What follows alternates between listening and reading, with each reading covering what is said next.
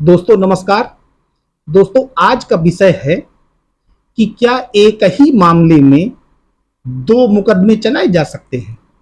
जैसे अक्सर हमने देखा है कि एक घर में 4 सदस्य हैं, आपका किसी से 22 दफे झगड़ा हो गया, कोई छोटी मोटी बात हो गई तो एक मुकदमा पिता लिखवा देता है और एक मुकदमा पुत्र लिखवा देता है। तो आप उन दोनों मुकदमों में फंस करके अपना समय और पैसा दोनों बर्बाद करते हैं।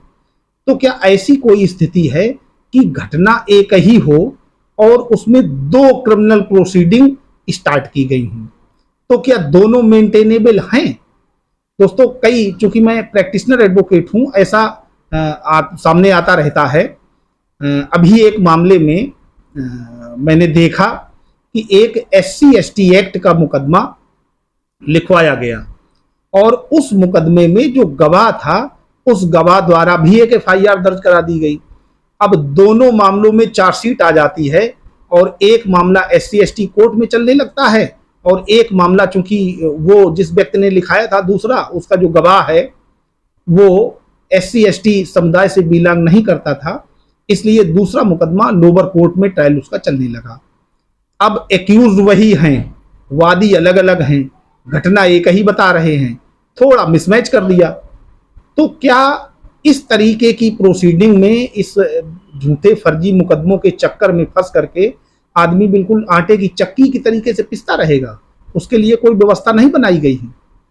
दोस्तों, समाज में जब भी कोई मामला होता है तो जब दूसरी जो पार्टी है, जो एक्यूज्ड हैं, उनको लोग फंसाने के लिए तरह तरह के हथकंडे अपनाते हैं कि किस तरीके से इनको जेल भेज दिया जाए, किस तरीके से इनको परेशान किया जाए।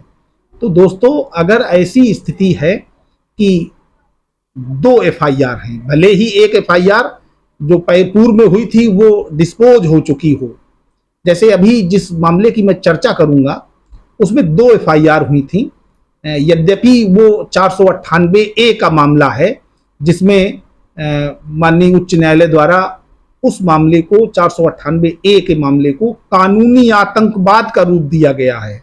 शब्द इस्तेमाल किया गया है कि ये एक प्रकार से कानूनी आतंकवाद के रूप में प्रयोग हो रहा है 498A। लेकिन मैं बात करूंगा सेकेंड FIR क्या मेंटेनेबल है। एक मामला चलता है, ये Swapan Kumar Das versus state of West Bengal, माने बंगाल। इसमें 498A और 307 में FIR दर्ज होती है और बेल के बाद मेडिएशन होता है। भाई, जिस व्यक्ति के विरुद्ध मामला था उसने अपनी बेल करा ली और बेल कराने के बाद इसमें मेडिएशन किया गया और उस मेडिएशन में समझौता हो जाता है। पति और पत्नी साथ रहने लगते हैं। पत्नी ने मुकदमा लिखाया था और पति के विरुद्ध था। मेडिएशन में समझौता हो गया, दोनों साथ साथ रहने लगे।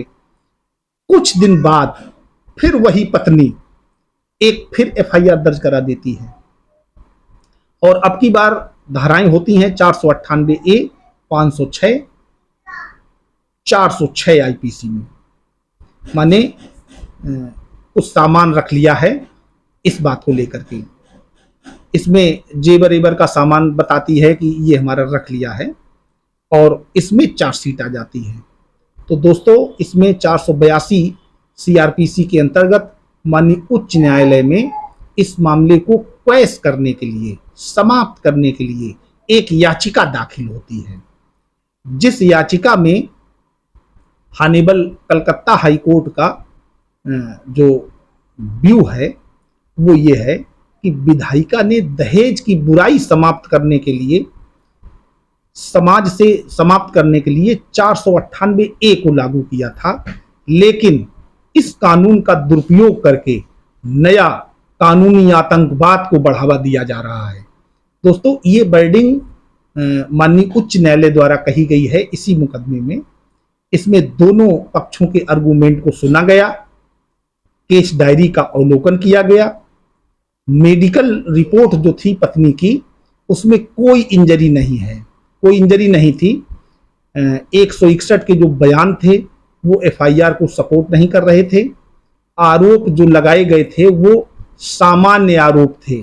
जैसे महिलाएं एफआईआर लिखाने में लिखा देती हैं कि हमें दहेज मांगा जा रहा था, मारपीट की जा रही थी, खाना नहीं खिलाया जा रहा था।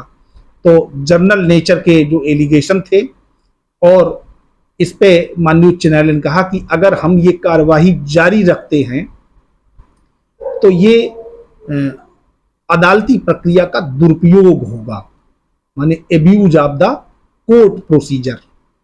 इसके बाद यही बात T Antony versus state of Kerala 2021 में कही गई है।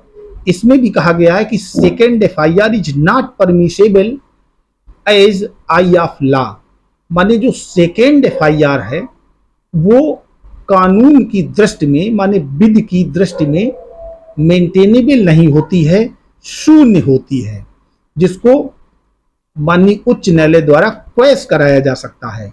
और ये कहते हुए पूरी प्रोसीडिंग को क्वेश कर दिया। तो दोस्तों, अगर कहीं समाज में आपके साथ, आपके दोस्तों के साथ, या आपका कोई परिचित व्यक्ति है जिसके साथ ऐसी कोई घटना है कि एक एफआईआर चल रही है और उसी घटना से संबंधित एक और एफआईआर चल रही है, दो मुकदमे आप झेल रहे हैं, तो ऐसी स्थिति में जो बाद में एफआईआर लिखी गई है वो एफआईआर आपकी क्वेश हो सकती है, समाप्त की जा सकती है। तो दोस्तों, अगर कहीं कोई ऐसा मामला आपके संज्ञान में है कि दूसरी एफआईआर है, तो आप उस एफआईआर को तत्काल प्रयास करके समाप्त करवा दें। दोस्तों, अगर कोई आप कानूनी जानकारी या कोई राय मशविरा हमसे लेना चाहते हैं तो हमारा call for me ID download करके, हमारी आईडी है गुरदीप सिंह सेंगर @CM4, इस पर आप हमसे बात कर सकते हैं, कोई राय मशविरा ले सकते हैं। और दोस्तों, ये पेड सर्विसेज हैं। हमारा समय है 9 बजे रात से 10 बजे रात तक, 1 घंटे का। और अगर आप हमसे बात करना चाहते हैं तो डिस्क्रिप्शन बॉक्स में मैं इस नंबर को दिए दे रहा हूँ, इस आईडी को दिए दे रहा हूँ। और अगर नॉर्मल कोई छोटी मोटी बात पूछनी है तो आप इसमें कमेंट्स करके हमसे पूछ सकते हैं।